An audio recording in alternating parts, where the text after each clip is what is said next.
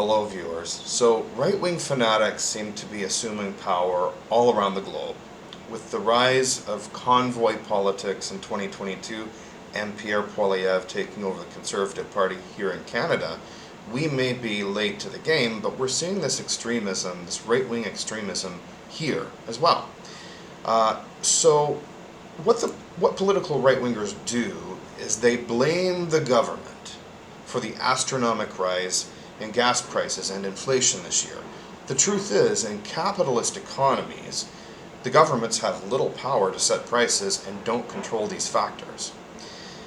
Inflation is led by the private market, the good old free market as it's called. And Poilievre claims he wants to fire the Bank of Canada governor, yet conservatives and the political right mostly stand for banking deregulation and policies that would promote more inflation in the long run. These right-wingers also claim that carbon taxes, the carbon tax here in Canada, which is tiny, minuscule 2.5 cents that it went up in April. They claim, and by the way, consumers also get a larger climate rebate check to refund those taxes, since the tax is mostly aimed at corporate polluters. However, if you listen to a political right-winger, they will have you believe the carbon tax is why gas prices went up this year to $2.20 a liter.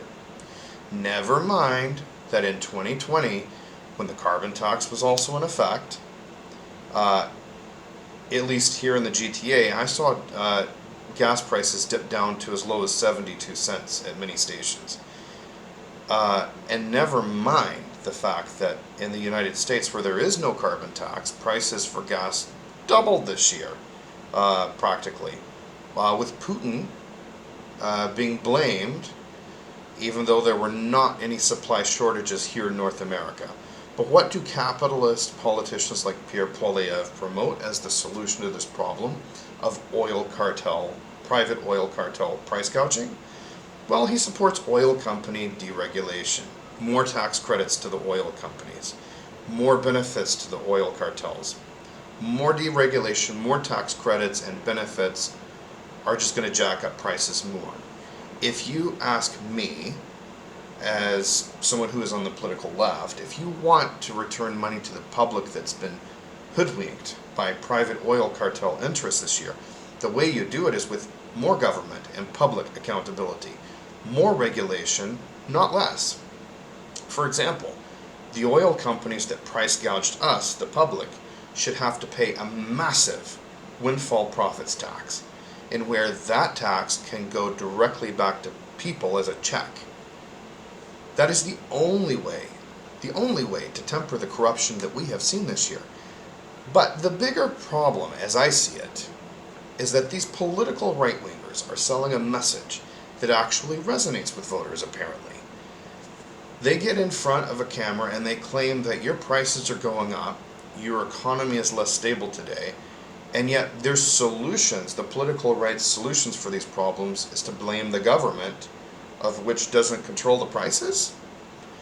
They offer more deregulation of the industries that are overpricing us. They offer tax credits, tax benefits to these very corporations and the oil oligopoly that more than doubled prices in the last 2 years, without any logical reason other than pointing the finger at Putin and his operation in Ukraine. Yet, that operation in Ukraine, regardless of your beliefs on it, has nothing to do with the supply of oil in North America. This isn't Germany. We aren't sitting next to Russia, and our supply isn't coming from them, and it has nothing to do with that operation. So basically, the political right gets away with bloody murder. They blame the government, yet they don't support windfall profits taxes to return those funds to people. There is an oil cartel that exists that has stolen money from people and set off massive inflation this year in consumer goods right across the West. This is not a Canadian problem. And the conservatives and right-wing response is to offer deregulation, tax credits, benefits, and expedited approvals on oil company initiatives to an industry that has been hugely abusive. In other words, if you support a conservative right-winger, you are giving up your power in the ballot box, and you will be deferring that power to the very companies that abused you this year. So conservatives are wrapping their political message in the word freedom as a buzzword. Yet, I keep asking myself, when will the public smarten up to these techniques? The only freedom a conservative cares about is the freedom to an oil company to price gouge the public and provide those tax benefits, perks, deregulation, and give those tax credits from the public purse to these companies for stealing from the public. They're aiding and abetting the criminal here. So conservatives have such a twisted sense of what freedom is. You give up your freedom whenever you give up the power of government policy and regulation and taxation over these companies as a voter. As I said, if we had a windfall profits tax on these companies, at least some of the money that's stolen from the public this year through straight up profiteering and price gouging could be returned to people.